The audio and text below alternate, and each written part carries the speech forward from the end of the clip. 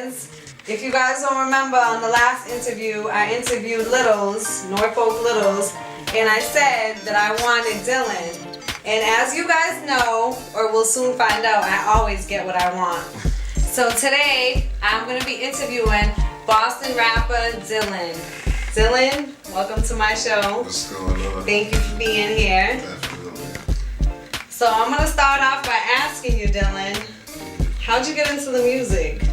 It was something that was always natural, I guess, because like since I would say the early 80s, I've always had older cousins, and like they, same way I do now, they traveled and they would always come back, but at the time that it wasn't a DVD. I was actually talking to somebody about this last night. It wasn't actually a DVD, it was a VH1 cassette, and they would have recorded the programs that they used to get in New York that we wouldn't get in Boston, like on video music box and shit, like on Ralph McDaniels. So it's like I've always been around it, like KRS when albums drop, my cousins, they'll always be the first one with every CD. And then my parents always been in the music. My mom's was also like a constant like music fan, where any CD or album came out, I remember the covers for every album, just about from Earth, Wind and Fire to the Bee Gees to like everybody. So who did you grow up listening to? Everybody. Everybody? Mary Jane girls, like, I mean, back when it was like, I forgot what, WILD in Boston. Yeah. Like, hip hop was just like fresh up and coming, so we had like Dougie Fresh, Big Daddy Kane, MC Shin, and like, I don't want to make it seem like I'm that old, but I was that young and paying attention. Into music. Like 8 years old paying attention. Really? So it's always been around me. So you mentioned traveling, and I know you do a lot of traveling, because you do, like, every time I see Dillon, he's somewhere different. So when you travel to all these places, do you promote your music? Oh, I always promote my music, and a lot of things boil down to like when you're a people's person and you can actually like network, communicate with other people and be presentable. Like, oh, this dude sound cool on the song. Oh shit, he is cool in person. Yeah. You know what I'm saying? And you create a consistent grind where you're always available. If something's happening here and they invite you, you're there. So, because you are always at a lot of events. I just seen you at the Ryan Leslie event last week. Yeah, What'd you think about that show? I like Ryan Leslie. He's a good performer. And he definitely put on a good performance. And what a lot of people might not know, from what I learned that day myself, like he has a lot of strong ties in Boston. Because a lot of dudes who I personally know who like dudes in the streets, like, you know what I'm saying? Like, came out to the show. Yeah, I was surprised to see a lot of the people that I was there because some of them personally knew him. Like, yo, that's my man. He used to be here in Boston or whatever. So I learned something new with that. But I've always been a fan of his music. Like, so, like, okay, you do a lot of traveling. You go to a lot of shows. Do you feel like your music career is where you want it to be? Definitely not, because I could blame myself, because I'm really someone who's like, I won't even say someone who's into the streets or whatever. I mean, at the end of the day, actions speak louder than words, and I would never have to toot my own horn. But like, I would say that I'm someone who is like just consistent in life, to where, you know, I have 2 daughters, like, I have different situations I deal with. I have a business that I try to run like day-to-day life. Really? Tell me a little bit about your business, because I didn't know that you ran a business. Yeah, I actually have a film company. It's called Extreme Vision. And the documentary that I put out, that was under my film company. It was Extreme, It was a joint venture with a friend of mine that was from Queensbridge. But my whole thing with when I created the company, and it's a film company in a sense, but it's more diverse, because my CD was also put out under the same company. But like, when I did put it out, I knew my first project would be a documentary. Yeah. Because I just wanted to show Boston in a the different documentary. light. It's a full-length documentary. I have to see this. I have to check this out. Directed by me. So my Really? man Little. So, you know, that's what my company So like, what steps are you gonna take to get your music where you want it to be? Right now I just actually got back in the studio. I got this real hot record with Beanie Siegel. I got a lot of Really, different. Beanie Siegel. Yeah, and I'm gonna bring that on. I listen to him a lot. Yeah, Beanie's he go hard. I haven't heard him in a while. I don't think Rockefeller. Maybe I'll get an signed. interview with him. So. Yeah, I don't think Rockefeller signed him tonight. He's definitely go definitely. hard. But yeah, I got like the CD that I'm putting together now. It's still fresh and it's untitled, but I've actually been working on it over a year. So for people who know me, they know like my grind is definitely like I go hard.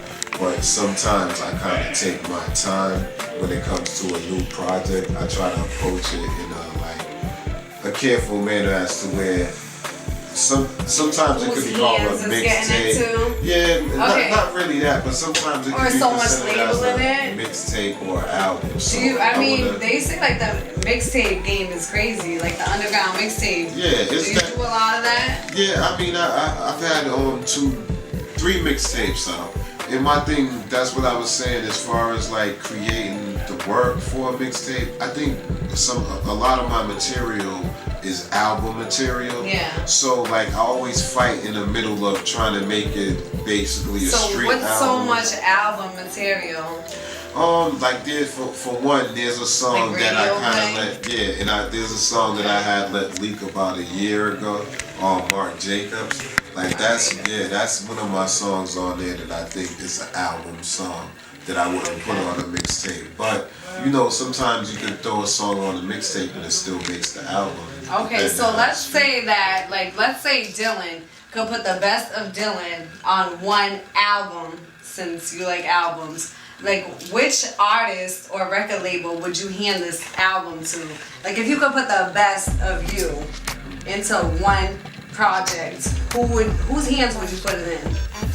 I would keep it in my hands, and I would look for someone who believes in me and would like to do a joint venture with me. I wouldn't just hand over my life work into someone's hands. I would like look for someone. Really? So you wouldn't find like the hottest producer out there or the hottest artist? No. I would work with the hottest producers and hottest artists, but I'm saying as far as a label, if I would just hand it into a label, no, I'd be careful to see like who believes in me in Boston. You know, it's like a hidden talent. So who wants to really see the motivation of my city? And you know, I'd be very careful.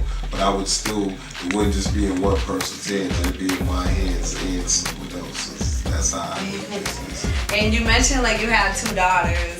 Yeah. Do you encourage them to get in the music business? Are they into music? My oldest daughter, she sings. She's always she's always been into music. So I don't try to push her towards that. What I do is push her to be like the best she can be.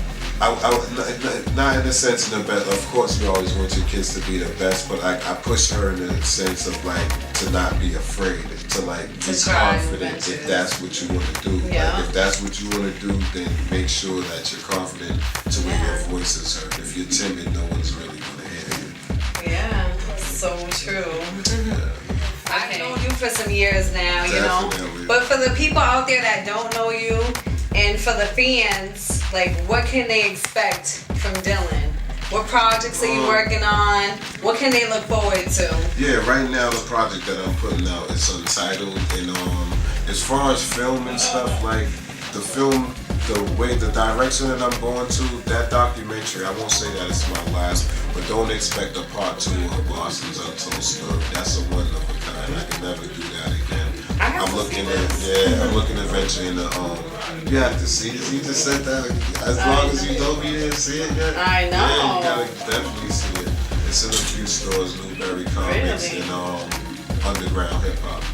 But like I was saying, I'm looking to go into short films to full feature movies.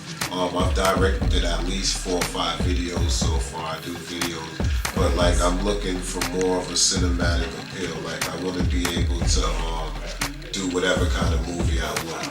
And as far as my music, not to skip over that, like I have tremendous fans that has always supported me and like they've always pushed me.